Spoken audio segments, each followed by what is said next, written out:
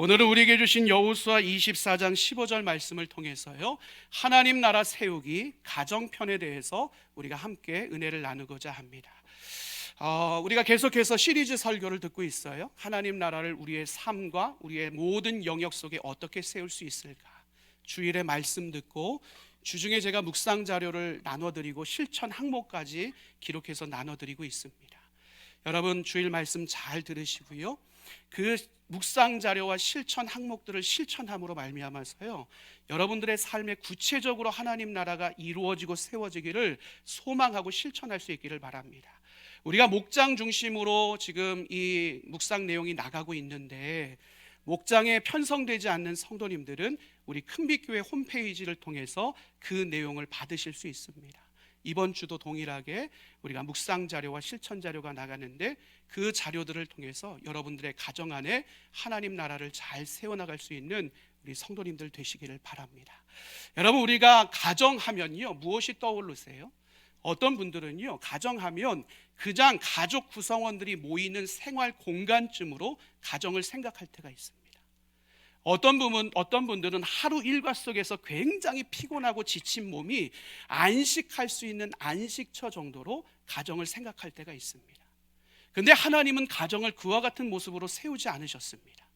창세기의 말씀을 보면요, 하나님이 천지 만물을 창조하시고 인간을 만드신 이후에 가장 기뻐하시고 그 인간들에게요, 아주 중요한 선물을 하나 주셨어요.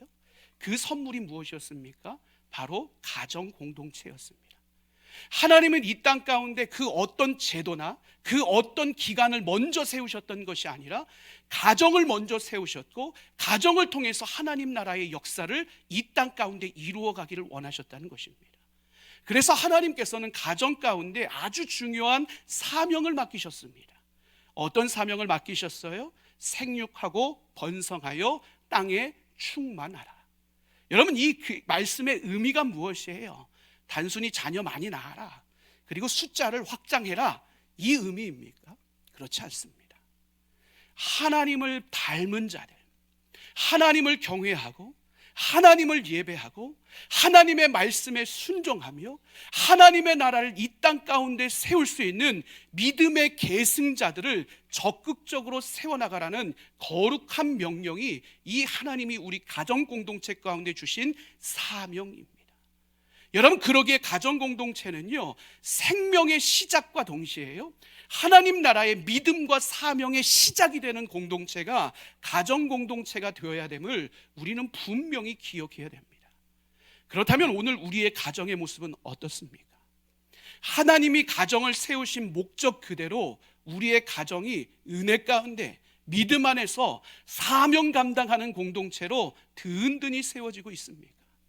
아니면 오늘 우리의 삶이 성공의 기준과 세상의 가치 가운데 빠져서 그것이 우선순위가 됨으로 말미암아 우리의 가정의 영적 질서와 체계가 깊은 수렁 가운데 빠진 채 우리의 가정이 세워지고 있습니까?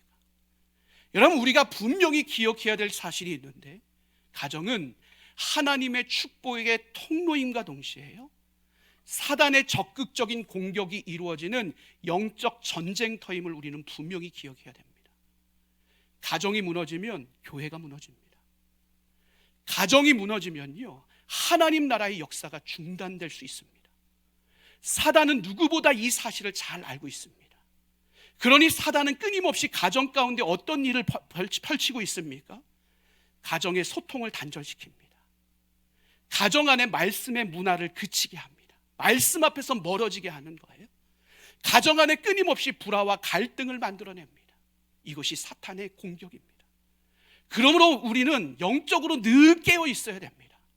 하나님의 생명력 있는 역사가 우리 가정 가운데 넘쳐 흐를 수 있도록, 우리의 믿음의 뿌리가 우리의 다음 세대들과 자녀들 가운데 잘 깊이 있게 내려질 수 있도록 우리는 항상 깨어 있어야 됩니다. 왜요? 가정이 살아야 교회가 살고, 교회가 살아야 세상이 살고, 세상이 살아야 이 땅 가운데 하나님의 나라가 견고히 세워질 수 있게 되기 때문에 그렇습니다. 그러기에 사랑하는 성도 여러분, 오늘 함께 나누는 이 말씀이요, 여러분의 가정에 도전이 되고 결단과 실천으로 이어짐으로 말미암아 여러분의 가정이, 우리 큰빛교회 안에 있는 모든 가정들이 하나님 기뻐하시는 천국 가정으로 은혜 가운데 든든히 세워질 수 있게 되기를 주님의 이름으로 간절히 축원합니다. 여러분, 오늘 본문 말씀에는요, 여호수아의 이야기가 등장하고 있습니다. 여호수아는 어떤 인물이에요?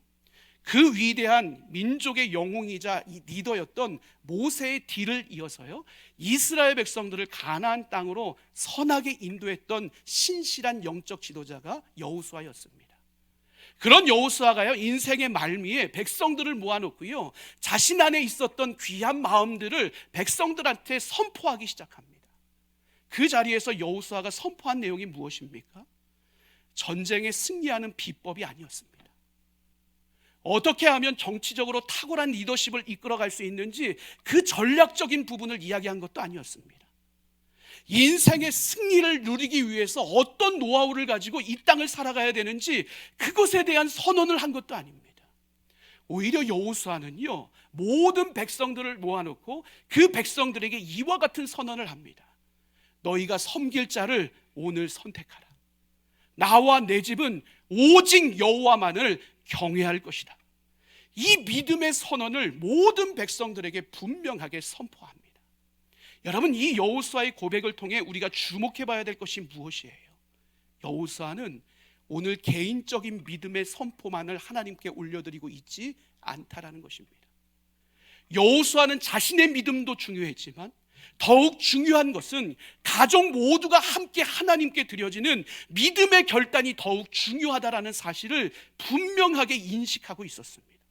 그러기에 여호수아는요, 가족 모두의 신앙을 묻고 함께 여호와 앞에 결단의 고백을 올려드리고 있는 것을 확인하게 됩니다.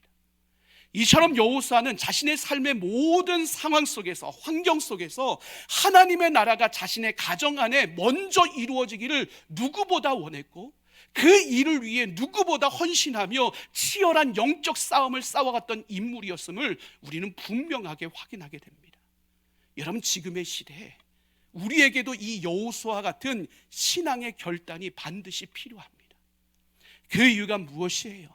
지금의 세대가 너무나도 악합니다.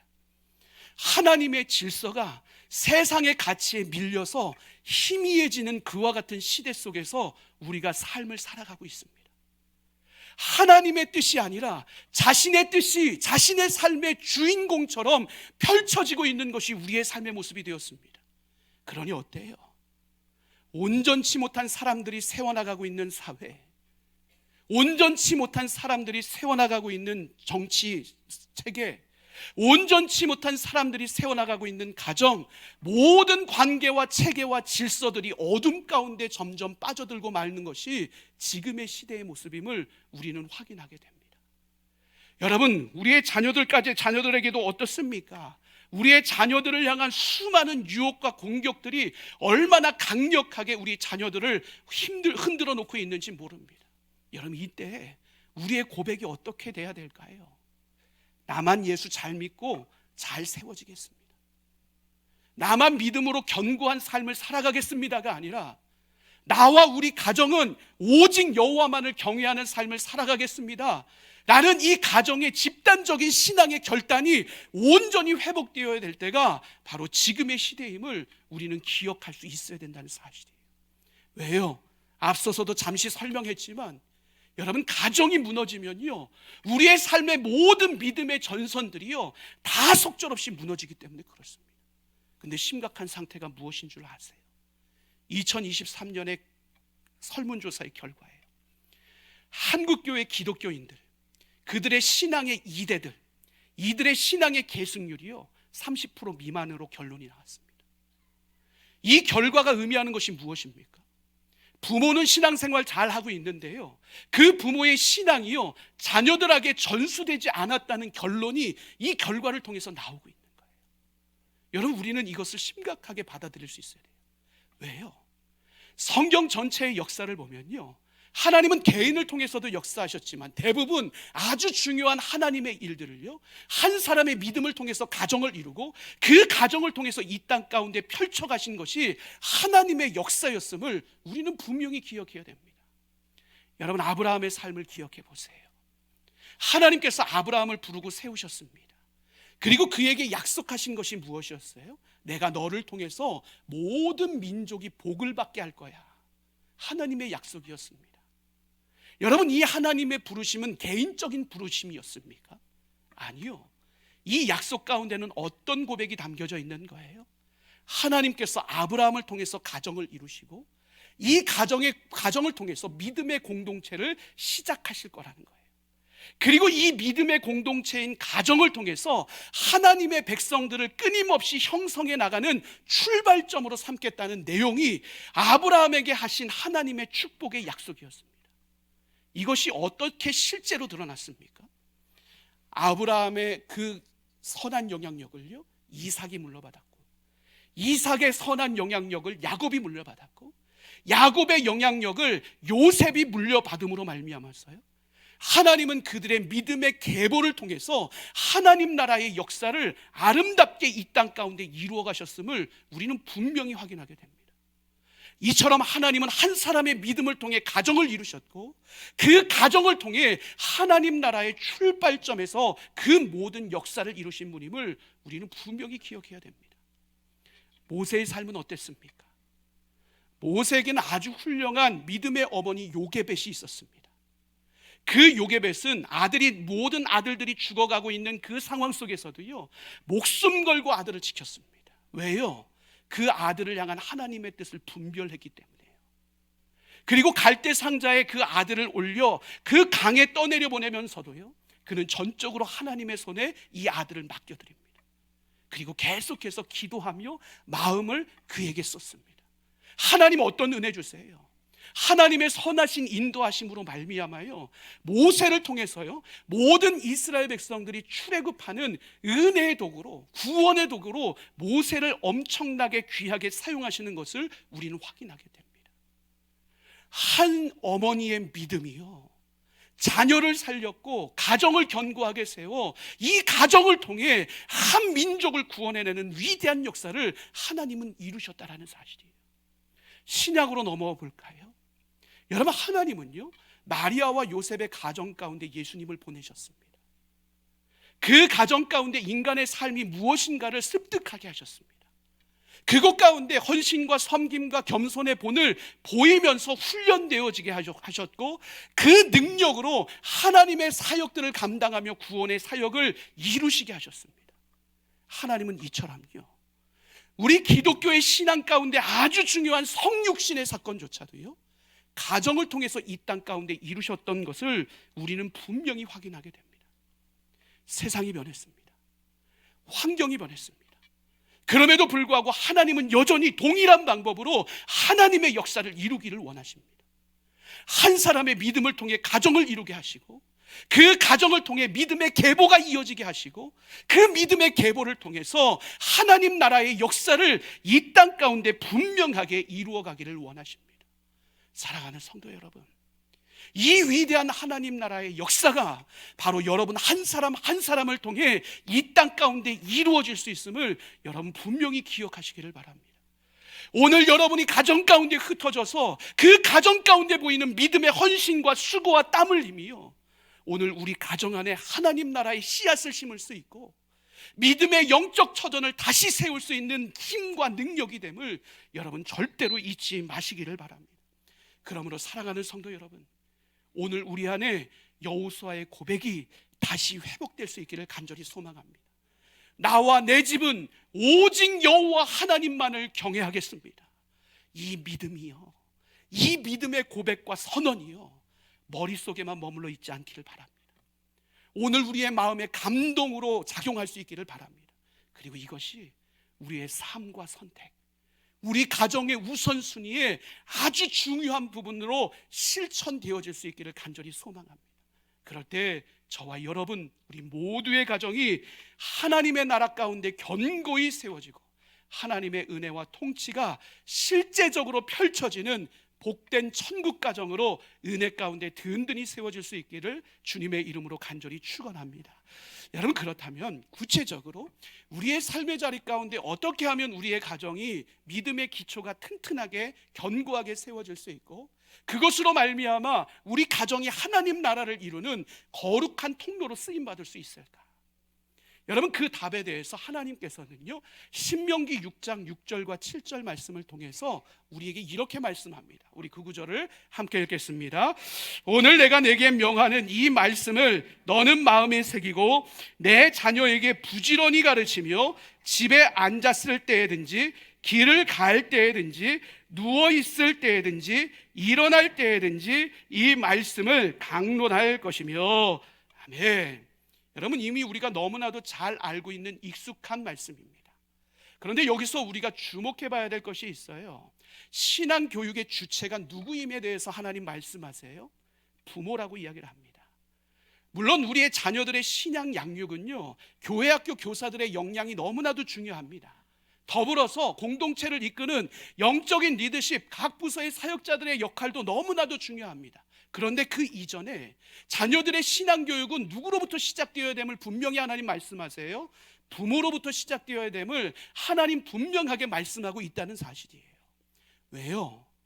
이 험악하고 악한 세상 속에서요, 우리의 자녀들의 주일 한 번만의 신앙교육으로는요, 우리 아이들이 버텨낼 수 없다고요.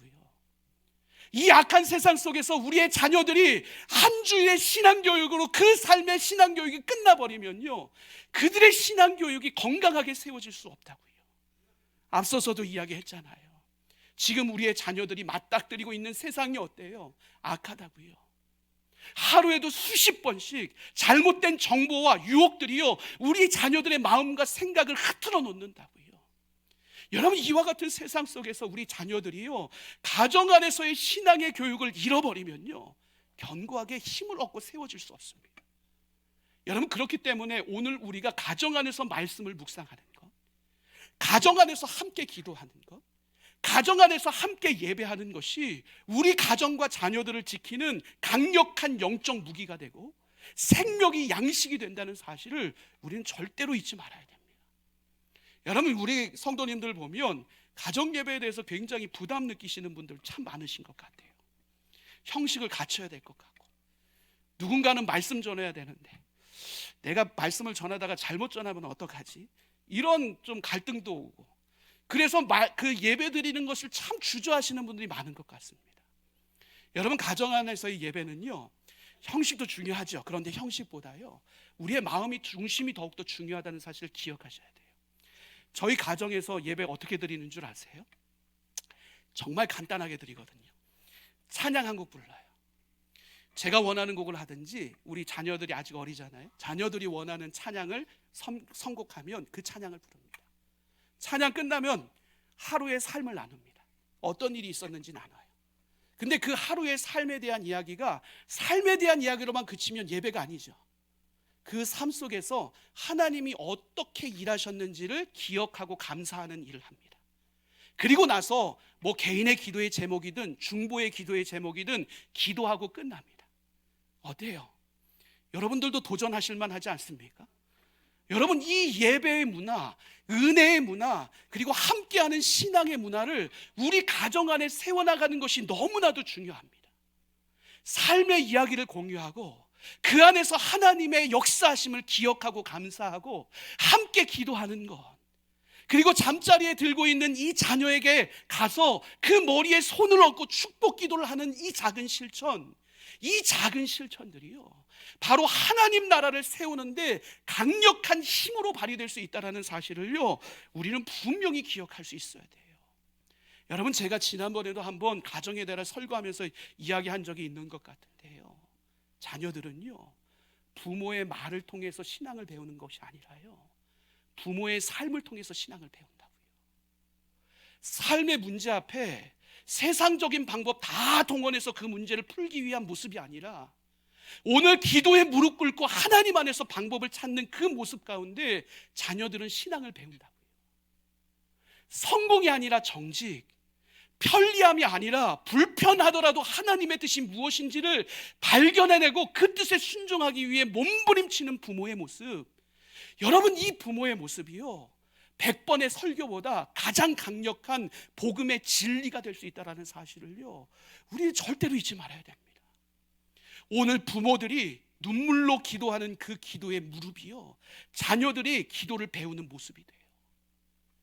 오늘 부모들이 예배를 소중하게 여기는 그 모습들이요, 자녀들이 하나님을 경외하는 법을 배워갈 수 있더라고요. 무엇보다 오늘 우리 부모들이 말씀과 예배의 기초 위에 그 뿌리를 두고 견고히 세워져야 되는 이유가 무엇이에요? 여러분, 말씀의 기초가 없는 가정은요, 나무에 뿌리가 없는 가정과 똑같습니다. 그러면 나무에 뿌리가 없으면 어떻게 돼요? 비바람이 불면요, 쓰러지고 넘어질 수밖에 없어요. 뽑힐 수밖에 없다고요. 여러분, 오늘 우리의 가정이 말씀과 예배의 기초가 뿌리로 잘 심겨질 때 어떤 일이 벌어질 수 있는 거예요?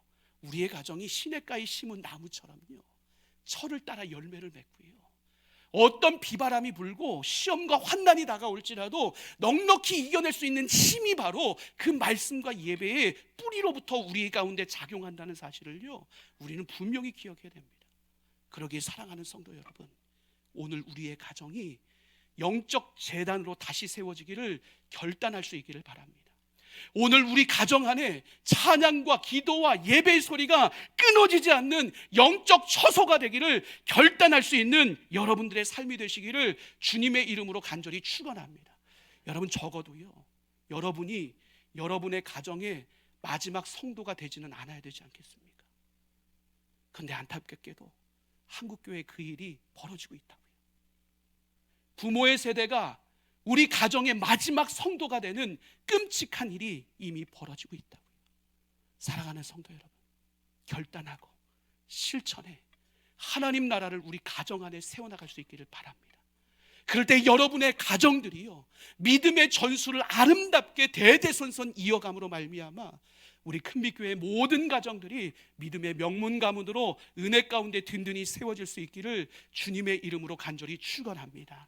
더 나아가서요, 하나님 나라가 우리 가정 안에 견고히 세워지기 위해서는요, 관계의 회복이 너무나도 중요하다는 사실을 기억해야 됩니다. 여러분, 제가 시리즈 설교를 시작하면서 하나님 나라는 어떤 나라라고 했습니까? 단순히 이상적인 그런 개념과 이론으로 머무는 것이 하나님 나라가 아니라고 했습니다. 하나님 나라는 어떤 나라라고 했어요? 하나님 나라는 우리의 마음이 닿는 모든 곳에서 실제적으로 일어나는 현실이라고 이야기를 했습니다. 하나님의 나라가 이와 같은 나라라면 하나님 나라는 어디서부터 시작할까요? 물론 내 마음속에서 시작하지만 그 관계의 영역이 확장되어질 때 가장 먼저 이루어져야 될 하나님의 나라는 가정임을 깨닫게 됩니다. 왜요?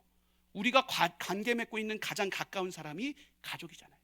그런데 이 관계가 온전하게 세워지지 않고 관계 가운데 상처가 있고 관계 가운데 아픔이 있으면 그 가정 가운데 하나님 나라는 견고히 세워질 수 없는 것이에요. 그래서 하나님께서는 특별히 에베소서 5장과 6장 말씀을 통해서요, 가정 가운데 하나님 나라의 질서가 어떻게 세워져야 가는지를 분명하게 우리에게 말씀하고 있습니다. 부부의 관계는 어때야 된대요? 부부의 관계는 그리스도와 교회와 관계처럼요, 서로 사랑하고 존중하는 관계로 세워져야 된다라고 말씀합니다. 부모와 자녀의 관계는 어떻게 해야 된다라고 이야기를 해요? 순종과 훈계가 질서 있게 펼쳐져야 된다라고 이야기를 합니다. 어디 안에서요? 우리의 감정 안에서가 아니에요. 세상적 가치 안에서가 아니에요. 주 안에서, 예수 그리스도 안에서 온전한 순종과 훈계가 아름다운 질서로 발휘되어져야 된다라고 이야기를 해요. 하나님은 이처럼 우리 가정 안에 복음의 원리와 질서가 날마다 살아 움직이기를 원하신다라는 거예요. 그런데 어때요? 현실은 그렇지 못할 때가 참 많습니다. 부부간에 존중하지 않습니다. 비난하고 비판하고 손가락질하고 그것이 상처가 됩니다. 자녀들과 부모와의 관계 속에서 대화가 사라집니다. 명령이 있고 그리고 때로는 무관심이 있고 감정적 충돌로 인해 소통이 단절되기도 합니다. 참으로 안타깝게도요, 그런 우리가요, 교회 안에서는 복음의 말과 행동이 자연스럽게 나오는 존재라는 거예요. 그런데 이상하게 가정에만 가면요, 복음의 말이 사라지고 복음의 행동이 그쳐지는 우리의 모습을 바라보게 됩니다. 가족에게 향하는 따뜻한 격려의 말 한마디, 그리고 따스한 눈빛 하나, 그리고 실수할 때라도 용서하고 품어주는 마음, 상처가 드러날 때도 인내하며 기도하며 함께 극복하려는 이 가정의 모습들이 비록 우리 눈에는 너무나도 작게 보이고 더뎌 보일지라도요, 작은 실천이 하나하나 실행되기 시작할 때요, 우리 안에 하나님 나라가 이루어질 수 있음을 우리는 분명히 기억할 수 있어야 돼요. 우리는 늘 복음에 대해서 이야기하잖아요. 복음의 지경이 확장되어져야 된다고 이야기를 하잖아요. 그런데 오늘 우리 안에 여전히 냉랭한 말투가 가정 안에 머물러 있다면, 우리 안에 여전히 무감심한 태도로 가정을 바라보고 있다면, 소통 없는 침묵이 우리 가정 안에 머물러 있다면, 갈등의 장벽들이 있는데 여전히 그것을 방치하고 있다면요, 복음의 역사, 하나님 나라는요, 우리 안에 너무 먼 이야기가 되고 우리와 상관없는 이야기가 될 수밖에 없어요. 하나님 나라는 우리의 마음의 태도에서부터 시작돼요. 예수 그리스도를 왕으로 모시고 그분의 뜻에 따라 내가 먼저 양보하고, 내가 먼저 사랑하기로 결정하고, 내가 먼저 용서하고, 내가 먼저 끌어안는 작은 실천들이 이루어질 때요, 하나님 나라는 우리 가정 안에 시작될 수 있음을 우리는 분명히 기억할 수 있어야 됩니다. 이 실천이 있을 때요, 우리의 가정이 단순히 가족들이 모인 생활 공간의 개념을 뛰어넘을 수 있고, 단순히 안식처의 개념을 뛰어넘어서 하나님의 사랑이 흐르는 복음의 능력의 장이 될 수 있음을 여러분 분명히 기억하시기를 바랍니다. 여러분들의 삶이 이와 같은 작은 실천들을 통해 하나님의 나라를 여러분의 가정 안에 세워나가실 수 있기를 주님의 이름으로 간절히 축원합니다. 하나님의 나라가 실제로 구현되는 거룩한 가정이 저와 여러분의 가정이 될 수 있기를 주님의 이름으로 간절히 축원합니다. 여러분, 물론 우리는 연약합니다. 불안정합니다. 실수하기도 얼마나 많이 하는지 모릅니다. 감정이 폭발할 때도 있습니다. 내가 먼저 등 돌리고 싶을 때도 얼마나 많은지 모릅니다. 그런데 우리가 분명히 기억할 것은요, 하나님은 완전한 사람을 통해서만 역사하는 분이 아닙니다. 연약할지라도, 부족할지라도, 때로는 부끄러울지라도 그 마음의 중심에 진실된 결단과 작은 순종이 있는 한 사람을 통해서요, 하나님은 위대한 역사를 이 땅 가운데 이루시는 분이심을 우리는 분명히 기억할 수 있어야 됩니다. 그러기에 사랑하는 성도 여러분, 오늘 이 말씀을 여러분의 마음에 새기시길 바랍니다. 나와 내 집은 오직 여호와 하나님 한 분만을 경외하겠습니다. 그리고 여러분의 가정으로 가서 지금 당장 말씀을 펴시기 바랍니다. 그리고 함께 기도하시기 바랍니다. 사랑하시기 바랍니다. 용서를 구하고 용서하시기 바랍니다. 오늘 우리가 마음속 결단만이 머물러 있는 것이 아니라 삶의 작은 실천이 이어질 때 이 실천이 모여 우리 가정 가운데 하나님 나라를 분명히 세워나갈 수 있습니다. 여러분이 그 시작점이 되시기를 주님의 이름으로 간절히 축원합니다. 그 시작점이 하나됨으로 여러분의 가정이 주님 다시 오실 때까지 천국 가정으로 은혜 가운데 든든히 세워질 수 있게 되기를 주님의 이름으로 간절히 축원합니다.